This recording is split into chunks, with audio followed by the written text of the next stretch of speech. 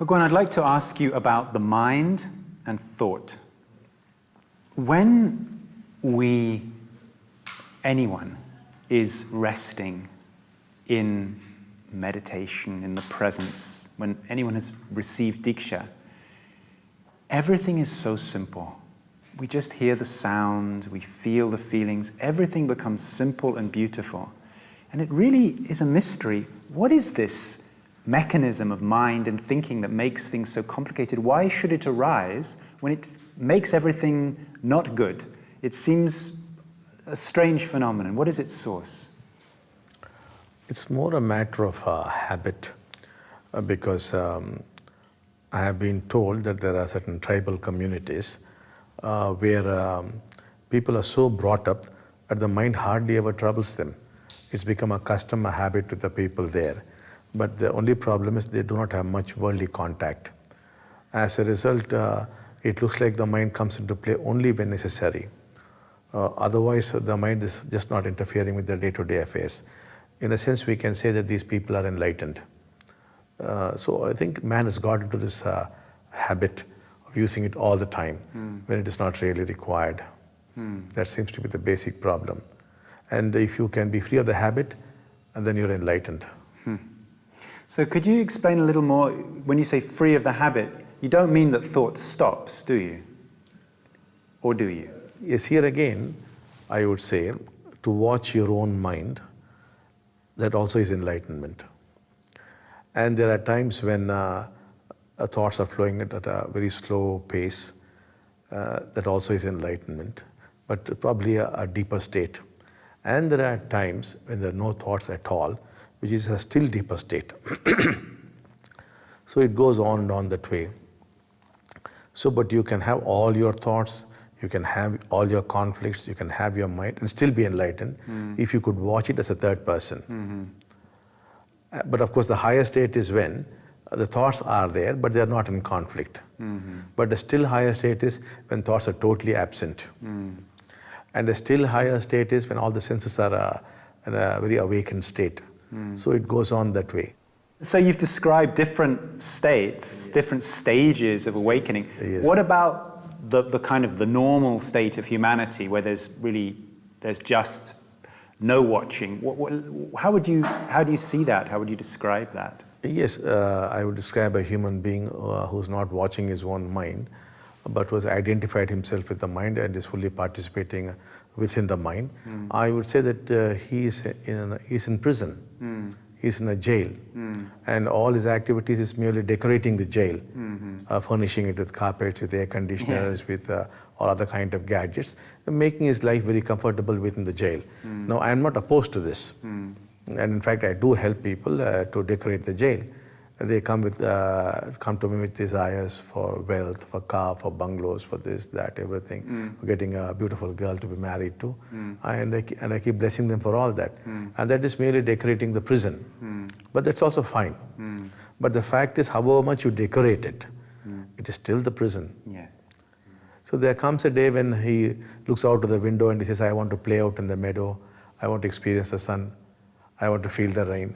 And then he discovers he cannot get out. That's when I would say he becomes a seeker, a spiritual seeker who wants to get out. There's discontent in him. But if he's happy within the jail, then there's no way for me to make him into a seeker. Then I help him to play within the jail. So what we call the 4 purusharthas or objectives in life, artha, kama, dharma, moksha, the first 3 belong to activities within the jail. Artha means wealth. Kama is fulfillment of desires. Dharma means helping others, doing a lot of social work. But all this comes within the jail. I'm not condemning it. I'm not saying it's not good or don't do it. I'm just saying it's all activity within the jail. Make yourself comfortable within the jail. It's fine.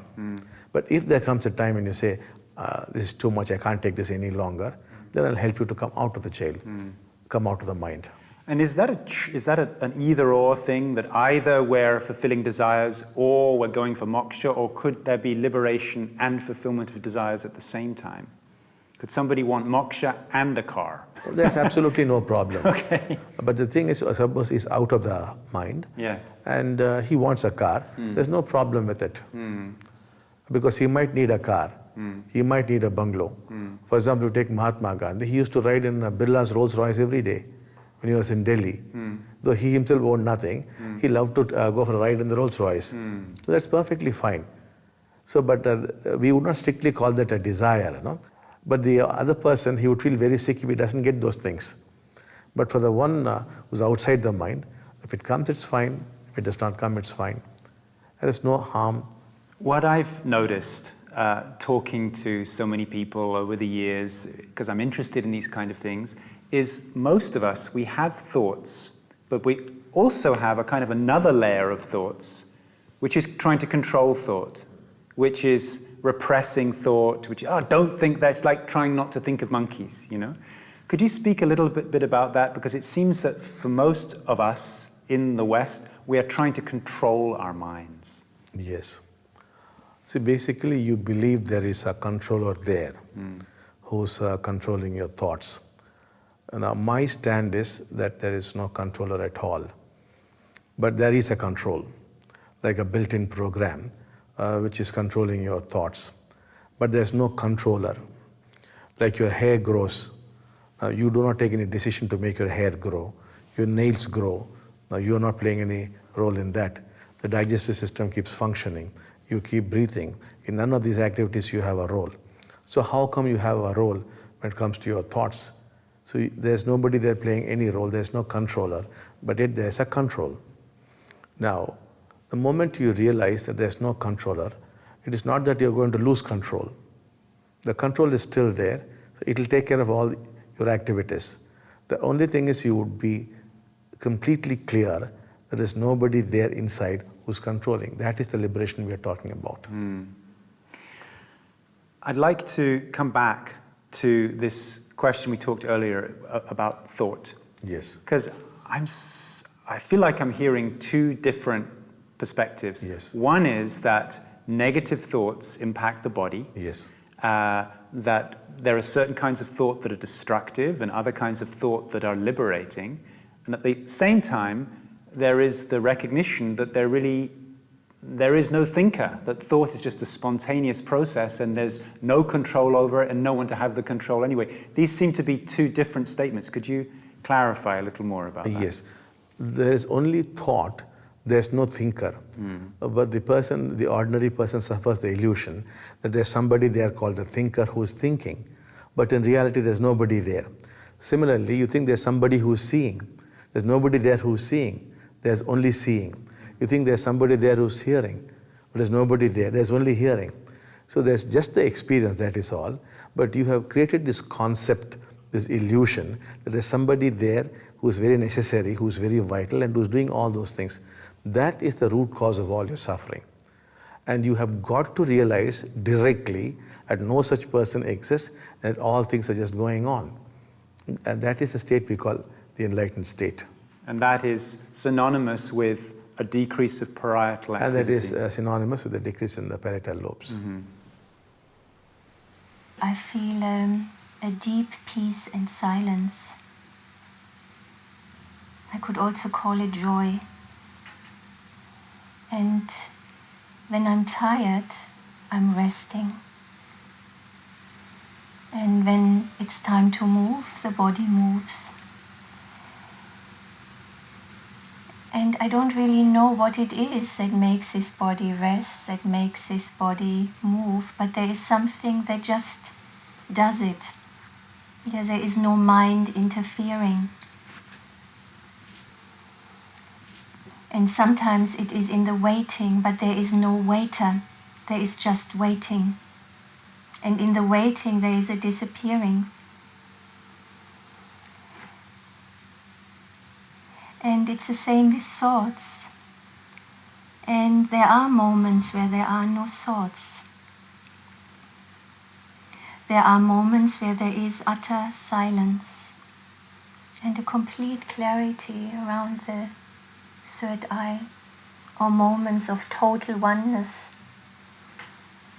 And there are times where there are thoughts, but it's like there is nobody to grab the thought. The thought is coming in. Sometimes the thought remains for a while and then it's going, but there is nobody to claim this is my thought. Yeah, it's just a happening. It's like the wind blowing. I don't know where the thought is coming from. I don't know where it goes to. It's just more coming in and going out. I have always, for the last 6 years, again and again entered states of intense presence. But the mind has still made a difference between presence and so-called non-presence, between getting lost in the mind and being here now. And now this difference has dissolved, which seems very subtle, but it's very big. Just like Nura said before, every life experience is just part of an ongoing flow that is not personal. This is the closest I could say it. It's life moving through this body in incredible perfection, including doubts, including what Pragyanandaji called the naughty rahasya, including the mind's storms and the depths of silence.